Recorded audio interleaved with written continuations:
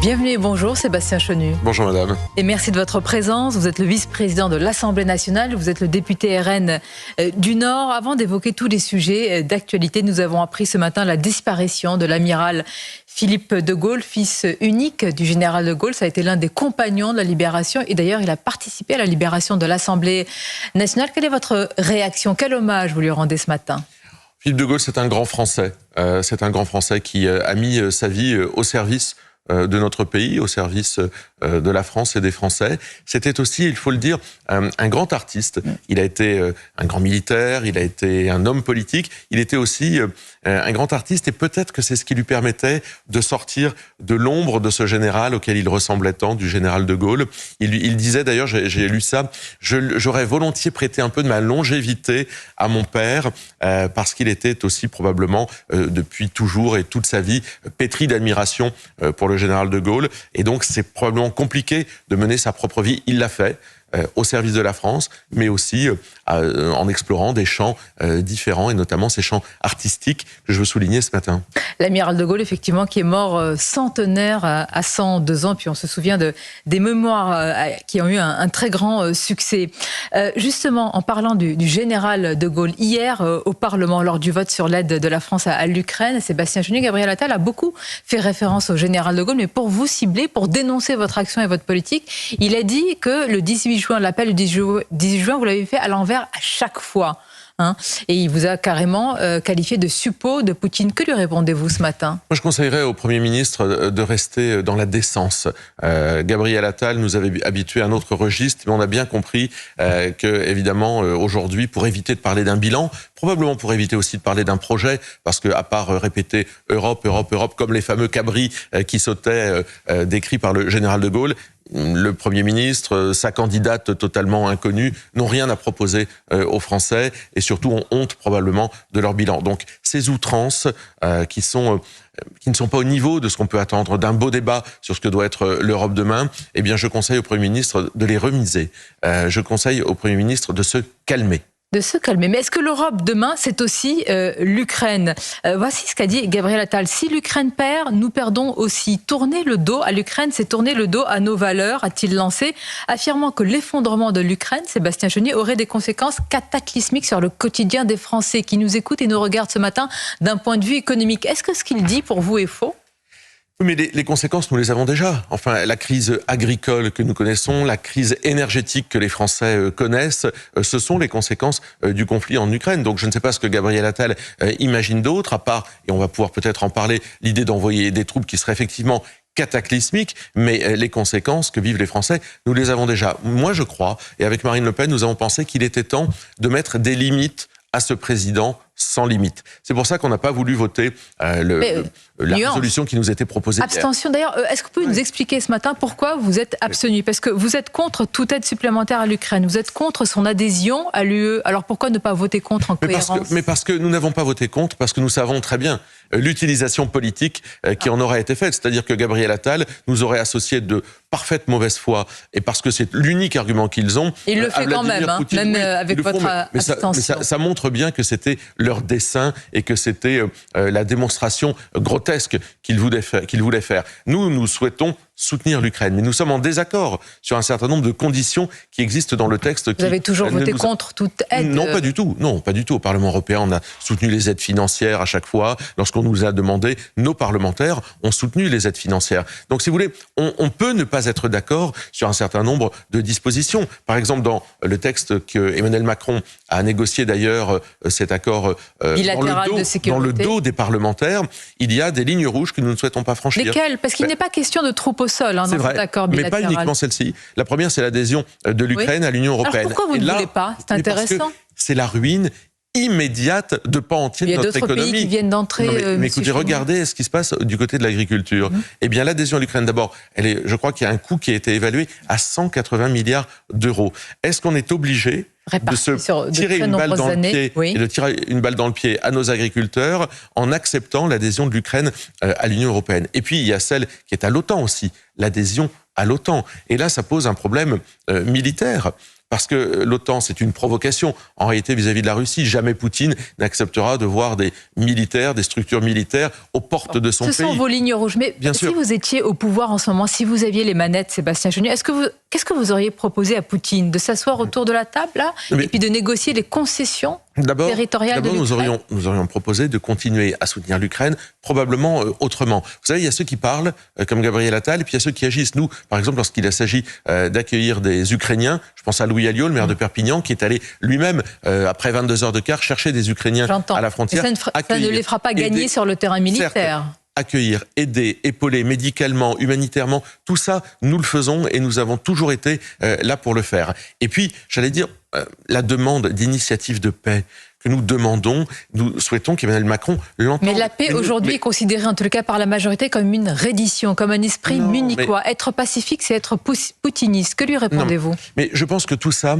est fait simplement pour apeurer les Français. Ils veulent faire peur aux Français parce que nous sommes dans l'utilisation d'un fait grave, un conflit armé au moment d'une campagne électorale française. Et ils utilisent ce fait grave, ce qui est assez indécent vis-à-vis des Ukrainiens, pour faire de la politique politicienne. Nous pensons que, d'ailleurs, on nous a dit pendant des années, mais l'Union européenne, c'est la paix, c'est la garantie de la paix. Alors prenons des initiatives de paix. Même le pape demande qu'on puisse prendre des initiatives de paix. Quand on demande des cessez-le-feu à Gaza, pourquoi on ne les demande pas? Vous le demandez d'ailleurs aussi en Jean-Luc Mélenchon a dit cela hier. Il a interpellé sur les réseaux sociaux le Premier ministre en déplorant un deux poids, deux mesures entre Israël et la Russie. Qu'est-ce que vous pensez de cette comparaison? Et est-ce que vous demandez ce cessez-le-feu à Gaza? Il y a des problèmes d'otages d'abord avec le Hamas. Un cessez-le-feu ne peut intervenir de ce côté-là de la planète qu'à partir du moment où on libère les otages. On ne peut pas commencer par un cessez-le-feu alors qu'il y a des otages, dont des otages français, 3 otages français qui sont aux mains du Hamas, organisation terroriste. Monsieur Mélenchon devrait plutôt nous expliquer pourquoi il prend Rima Hassan, militante pro-palestinienne, violente sur sa liste aux élections européennes. Pro-palestinienne, c'est pas un sujet. Est-ce qu'elle est pro-palestinienne? Violente, c'est-à-dire soutien du Hamas.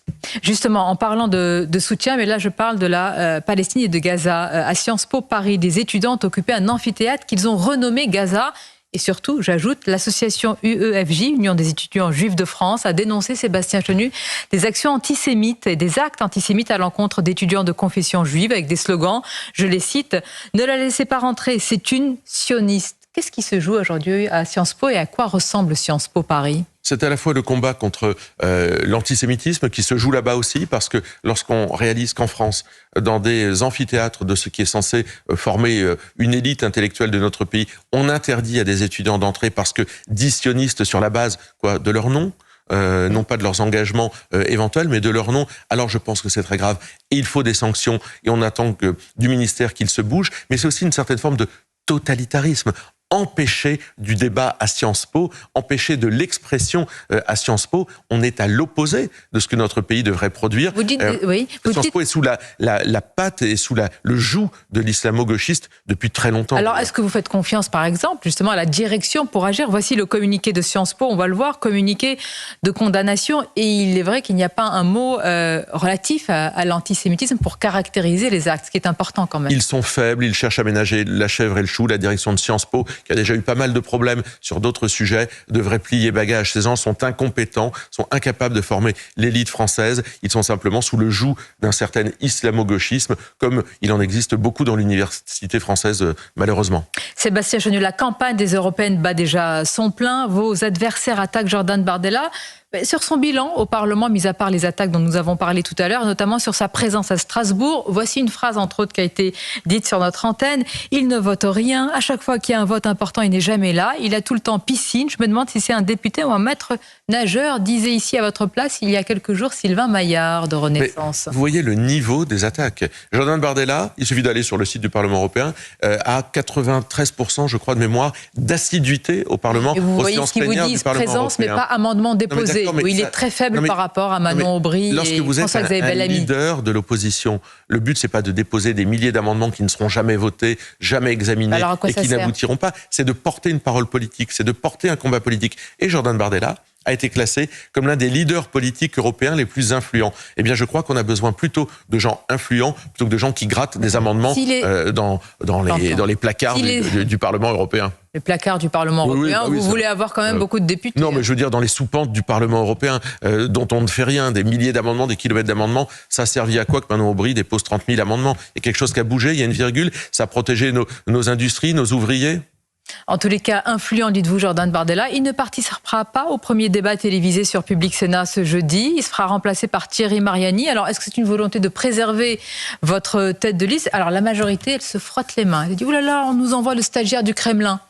Bon, écoutez, c'est beaucoup de mépris vis-à-vis de Thierry Mariani, qui a été ministre, qui est député européen, qui, je crois, connaît particulièrement bien ces sujets-là. Il va y avoir une foultitude de débats. Nous avons 3 mois pour faire campagne. Auxquels tous les candidats participent. Donc, Jordan Bardella va être vu partout sur les plateaux. Pas de souci, laissons chacun prendre ses marques et essayons d'élever plutôt le débat, parce que si c'est simplement pour entendre une bordée d'insultes ou les approximations de Madame Hayé, qui visiblement n'a pas grand-chose à proposer à part répéter Europe, Europe, Europe, eh bien, je pense que effectivement, il faut des débats de qualité. Oui. Ils vont arriver. Je suis sûr qu'il y en aura sur votre antenne d'ailleurs. On l'espère, mais si, par exemple, pour Thierry Mariani, je ne remets pas du tout en cause, je vous dis ce que dit la majorité. Il parle, Thierry Mariani, d'une responsabilité partagée entre la Russie et l'Ukraine sur ce qui se passe en ce moment. Vous Thierry Mariani. Non, il y a des agresseurs, des agressés. Thierry Mariani est sur la ligne. Vous n'êtes pas sur la même ligne. Non, mais je pense qu'il y a des agresseurs et des agressés. L'agresseur, c'est la Russie. Les agressés, c'est l'Ukraine. Et nous leur devons cette solidarité minimale. Depuis qu'on a appris que Aya Nakamura allait inaugurer la soirée de lancement des Jeux Olympiques, Sébastien Chenu, il y a une avalanche de réactions et des attaques contre la chanteuse. Rachida Dati met en garde contre tout racisme. Marion Maréchal, tête de liste Reconquête, a affirmé hier qu'Aya Nakamura ne chante pas en français. Est-ce que c'est votre avis ? Moi, j'ai regardé les paroles, je les ai amenées, et c'est vrai que lorsque je lis « Il n'y a pas moyen, Djadja, je suis pas ta catin, Djadja, genre en Katchana baby, tu dettes ça », ce n'est pas du français académique. En tous les cas, elle prend des libertés avec la langue française, et pourquoi pas ? Lorsqu'on est artiste, on a ce droit, mais moi, j'aurais aimé, plutôt que là aussi, de créer des fausses polémiques, l'œuvre d'Aya Nakamura me parle pas, sincèrement, comme j'imagine, elle ne parle pas. Ça, c'est les goûts et les couleurs dans la vie. Moi, je vous pose une autre question. Parce que là, est-ce qu'il y a des relents racistes dans les attaques vis-à-vis de cette artiste? Qu'il y ait une artiste de couleur noire, il n'y a aucun problème. Mais on a le sentiment que c'est un peu des provocations de petits bourgeois. Madame Oudéa Castéra met ses enfants à Stanislas. Est-ce qu'elle aimerait qu'ils parlent comme ça, ses enfants? Est-ce qu'en fait, ces gens-là, qui nous font la publicité d'Aya Nakamura, aimeraient que leurs enfants s'expriment comme ça? Probablement pas. Donc on voit bien qu'il y a une espèce de snobisme derrière ça. Moi, je préfère des artistes qui unissent les Français, par exemple, plutôt que ceux qui les divisent. Est-ce qu'elle provoque une désunion? Il suffit de parce que ça crée des polémiques. Si vous étiez au pouvoir et vous deviez choisir un artiste, une artiste pour le lancement de cette soirée, est-ce qu'il y a un artiste incontestable? Oui, non, mais il y a beaucoup d'artistes. Vous savez, les Français, je crois qu'il y a eu un classement, mais de Lara Fabian à Florent Pagny. Mais quelle différence avec Aya Nakamura? Mais parce que ce sont les goûts et les couleurs. Je veux dire, Aya Nakamura maltraite probablement la langue française. Elle a beaucoup de succès. Par ailleurs, il faut lui reconnaître ça. Elle représente quelque chose. On lui fait pas de procès parce que c'est une femme de couleur. Ce serait absolument grotesque. Mais c'est vrai qu'en réalité, elle martyrise la langue française et qu'on a plutôt envie d'avoir des gens qui honorent notre langue et notre pays derrière lui. Simplement, est-ce que vous condamnez ce qui lui est dit? Par exemple, j'ai vu dans le meeting du parti d'Éric Zemmour, elle a été huée, et puis il y a une banderole brandie par des dizaines de militants en face de la mairie de Paris où il y a écrit « Il n'y a pas moyen, Aya, ici c'est Paris, pas le marché de Bamako ». Je déteste ça.